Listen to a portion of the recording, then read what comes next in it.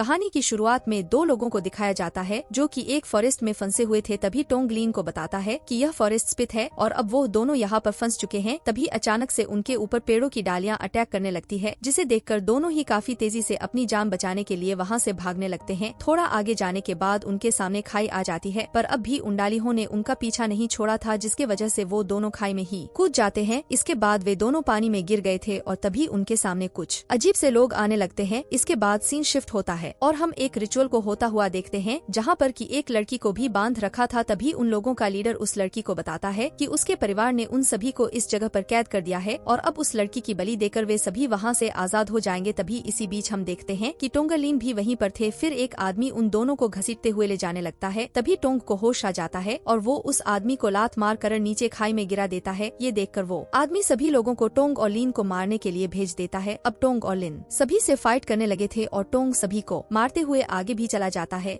लेकिन तभी अचानक से उस लड़की में कोई सोल आ जाती है और वो टोंग को ही मारने लगती है, जबकि टोंग तो वहाँ पर उसे ही बचाने के लिए आया था। अब वो लड़की टोंग को मार कर दूर गिरा देती है और लीन का गला भी पकड़ लेती है। लेकिन अब वो लड़की टोंग से उसे मार देने के लिए कहती है, क्योंकि उस सोल ने उसकी बॉडी पर पूरी तरह से कंट्रोल कर लिया था और अब वो अपने काबू में बिल्कुल नहीं थी। तब उसकी ऐसी बात सुनकर टू चाकू निकाल लेता है, पर अभी भी उसका उस लड़की को मारने का मन नहीं कर रहा था, क्योंकि टोंग उस लड़की को काफी अच्छे से जानता था। लेकिन तभी वो लड़की खुद ही टोंग के पास आ जाती है, जिससे कि वो चाकू उसके पेट में लग जाता है और वो लड़की वहीं पर गिर जाती है। अब इस बात से टोंग और लीन दोनों ही निराश होकर रोने लगते हैं और तभी उस लड़की की बॉडी वहीं पर जलने लगती है। लेकिन अब इसी के साथ हम देखते हैं कि वह पूरी जगह भी हिलने लगती है और जगह हिलने की वजह से लीन अपना बैलेंस नहीं बना पाता और नीचे गिरने वाला होता है। पर यह देखते ही टोंग तुरंत उसका हाथ पकड़ लेता है, लेकिन टोंग भी ज्यादा देर तक लीन को पकड़ नहीं पाता और इसके बचा से लीन नीचे गिरने लगता है। लेकिन तभी लीन को बचाने के लिए टोंग भी नीचे कूद जाता है। इसके बाद हम देखते हैं कि वे दोनों पानी में गिर गए थे और वहाँ पर टोंग को कुछ अजीब अजीब से सपने आने लगे थे और टोंग देखता है कि लीन अलग अलग जगह से देखकर उसे आवाज दे रहा है और इसके अलावा वो लड़की भी अचानक से टोंग के सामने आ जाती है और फिर उससे बात करने लगती है और टोंग को बिल्कुल भी समझ में नहीं आ रहा था कि आखिरकार यह सब क्या हो रहा है। फिर टोंग पानी में गिर जाता है और देखता है कि उसके हाथ में कुछ ग्लो कर रहा है। फिर टोंग को कुछ अजीब अजीब चीजें दिखने लगती हैं, जिसके बाद अचानक से टोंग को होश आ जाता है और वो देखता है कि वह तो एक बेड के ऊपर लेटा हुआ है। टोंग उठता है और उसके साथ वाली लड़की उससे पूछती है कि क्या फिर से उसे वही बुरा सपना आया था, जिस पर टन कहता है कि वह फिर से पश्चिम में सो गया था, जिसके वजह से ही उसके साथ ऐसा हुआ। पर वो लड़की पूछती है कि हमेशा टोंग को ही बुरा सपना क्यों आता है, जिसका टोंग कोई भी जवाब नहीं देता और एक स्क्रॉल दिखाता है। उसे देखकर वो लड़की टोंग से पूछती है कि क्यों इस चीज के लिए हर कोई अपने जान देने तक भी रेडी है, जिस पर टोंग उसे बताता है ये एक ऐसा आईना है जो कि किसी के भी फ्यूचर को दिखा सकता है और यही वजह है कि हर कोई इस स्क्रॉल को पाना चाहता है। पर टंग बताता है कि वो स्क्रॉल अभी आधा है, इसीलिए अभी ये किसी काम का नहीं है। तब वो लड़की उससे पूछती है कि क्या अभी तक भी किसी को स्क्रॉल का आधा दूसरा हिस्सा नहीं मिला, जिस पर टोंग बताता है कहा जाता है कि इसका दूसरा हिस्सा राजाफू की समाधि में है और किसी को भी इसके बारे में पूरी तरह से नहीं पता। तभी इसी वक्त हम देखते हैं कि उस जगह पर आर्मी के कुछ लोग आ जाते हैं और वे सभी को वहाँ से भगा देते हैं। तभी वो लोग एक बुरे में से लिन को निकालते हैं और लीन उनके हेर जिसका नाम मोंगा है उससे कुछ टाइम की भीख मांगने लगता है। तभी वो लड़की सामने आती है और पूछने लगती है कि यहाँ क्या हो रहा है, पर वे लोग उस लड़की के सवालों का कोई जवाब नहीं देते और मूंगा उस लड़की से पूछता है कि टोंग कहाँ है, पर वो लड़की उनको इसके बारे में कुछ भी बताने के लिए रेडी नहीं होती। इसलिए मूंगा उस लड़की को मारने वाला था, पर तभी खुद टोंग वहाँ पर आ जाता है और मूंगा उसे अपने सामने देखकर काफी खुश होता है। टोंग मूंगा से पूछने लगता है कि वो कौन है, पर मूंगा टोंग से कहता है कि तुम मुझे नहीं जानते। फिर मूंगा टोंग की फैमिली के बारे में बताता है कि उसकी फैमिली किसी की भी कब्र खोजने में सबसे होशियार है, इसलिए मूंगा चाहता है कि टोंग उसके लिए राजा फू की कब्र खोजे, क्योंकि मूंगा को लीन से पता है कि फूंकी की कब्र में काफी सारा सोना और पैसा है। मूंगा टोंग से कहता है कि तुम मेरे लिए नदिन में समाधि ढूंढोगे और बदले में मैं लीन को माफ कर दूंगा। अब टोंग इसके बारे में कुछ भी नहीं कह पाता, क्योंकि यह काम सिर्फ नदिन में पूरा करना काफी मुश्किल था। इसके बाद हम देखते हैं कि टोंग नशे में घूम रहा होता है। तभी एक आदमी टोंग के पास आता है और उसे अपने साथ ले जाता है। फिर हमें पता चलता है कि वो आदमी टोंग का फादर है और वो टोंग से कह रहा होता है कि टोंग ने अपनी जो हालत कर ली है, अगर टंग के दादा ने उसे ऐसे हालत में देखा होता तो उन्हें काफी बुरा लगता। तो अभी हम पास का सीन देखते हैं जहाँ टोंग के दादा को कई लोग मारने के लिए आए थे और टोंग के दादा काफी देर तक उनसे लड़ते भी हैं, पर वे लोग काफी सारे थे, जिसके वजह से आखिर में टोंग के दादा मारे गए और उसके बाद वे लोग उनके घर में कुछ ढूंढने लगते हैं। कुछ देर के बाद टोंग और उसके फादर भी वहाँ पर आ जाते हैं और टोंग अपने दादा को ऐसे हालत में देखकर पूरी तरह से हैरान हो जाता है। फिर मरते हुए टोंग के दादा उसे उस जगह के बारे में बता देते हैं जहाँ पर कि वो स्कल रखा था। अब इस तरह से हमें पता चलता है कि टोंग को स्कल का पहला हिस्सा कैसे मिला, जिसके बाद टोंग अपने दादा का अंतिम संस्कार करता है और हम देखते हैं कि लीन और वो लड़की भी वहीं पर थी क्योंकि अभी वो जिंदा थी। फिर हमें पता चलता है कि उस लड़की का नाम सुई है और वो असल में लीन की बहन है। फिर वे सभी उस स्क्रोल के रहस्य का पता लगाने के लिए निकल जाते हैं। हालांकि टोंग अकेले जाना चाहता था, पर उसके बाद भी सुई जीत करके टोंग के साथ आई और सुई के जाने की वजह से लीन को भी जाना पड़ा। फिर वे तीनों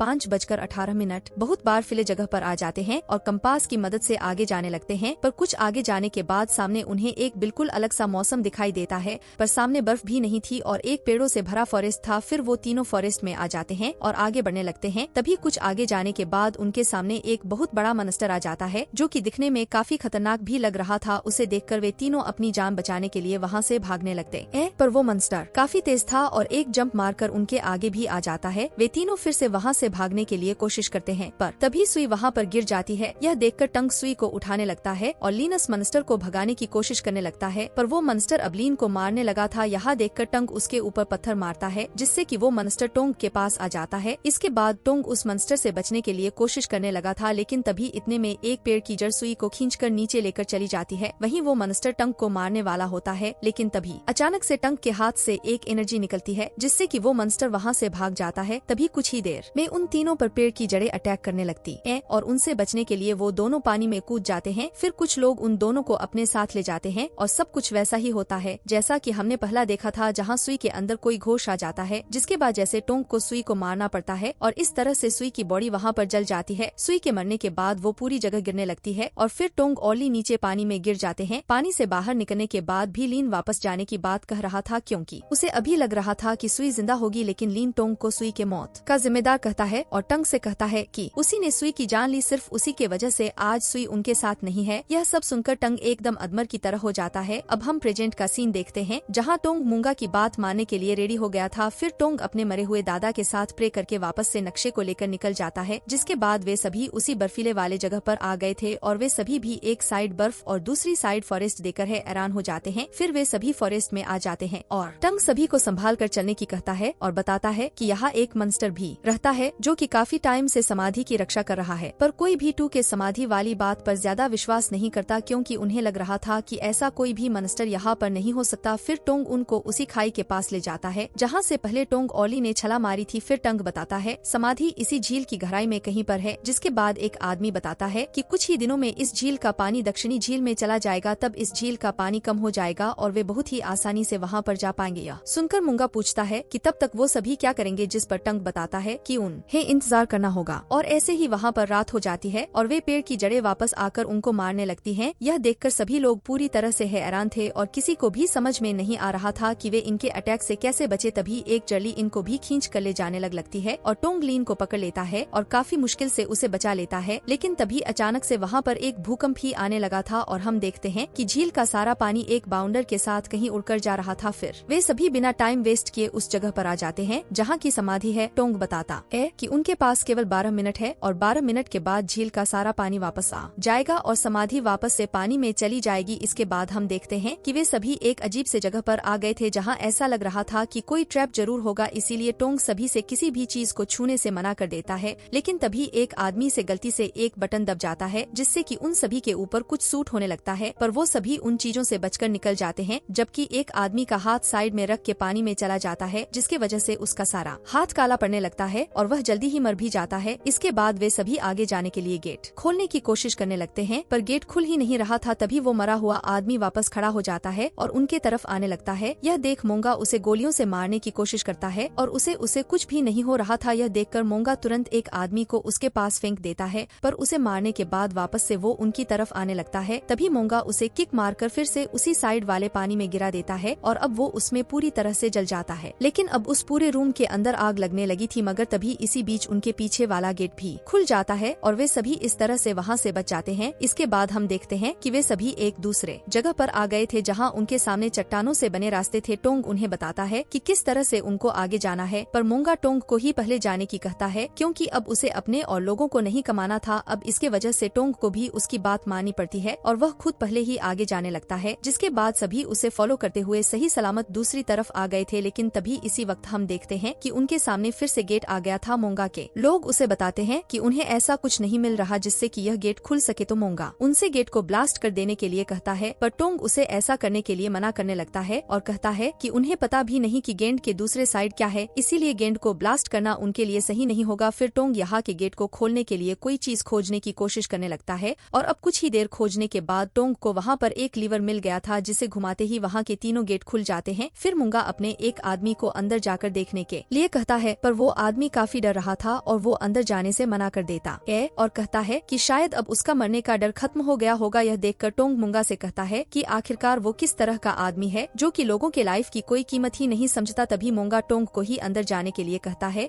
क्योंकि उसे बाकी लोगों की बहुत ज्यादा चिंता हो रही थी। जिसके बाद हम देखते हैं कि टंग भी उसकी बात मानकर अंदर जाने लगता है। तभी वो आदमी जिसे मूंगा ने गोली मारी थी और उसके साथ कई और लोग भी मरे हुए थे, वे सभी अचानक से उनके तरफ आने लगते हैं। उन्हें देखकर वे सभी उनके ऊपर गोलियां चलाने की कोशिश करते हैं और उनके ऊपर इस चीज का कोई भी असर नहीं हो रहा था। तभी हम देखते हैं कि टंग भी उनके पास आ जाता है और वे सभी एक साथ मिलकर जॉम्बी के ग्रुप से फाइट करने लगते हैं, पर कुछ भी करने से वे नहीं मर रहे थे। इसीलिए टोंग उन्हें अंदर चलने के लिए कहता है और वे सभी अंदर आ जाते हैं। अंदर आकर वे सभी देखते हैं कि वो जॉम्बी अंदर नहीं आ रहे और बाहर ही रुके हुए हैं। फिर उन सभी को अपने पीछे एक स्टैचू दिखाई देती है और टंग बताता है कि उन्हें राइट साइड की तरफ जाना है। इसके बाद हम देखते हैं कि वे सभी वहाँ से आगे बढ़ने लगे थे और वे सभी एक गोले जैसी वाली जगह पर आ जाते हैं। फिर टोंग उन्हें बताता है कि ये 5 एलिमेंट हैं, पर मूंगा पूछता है कि उन्हें करना क्या है, जिस पर टोंग बताता है कि उन्हें 5 बूथ की मूर्तियों को सही जगह पर रखना होगा, लेकिन अगर उन्होंने एक मूर्ति को भी गलत जगह पर रख दिया तो वे सभी यहाँ से कभी भी बाहर नहीं जा पाएंगे। जिसके बाद मूर्तियों को सही जगह पर घुमाने से उनमें से लाइट चलने लगती है,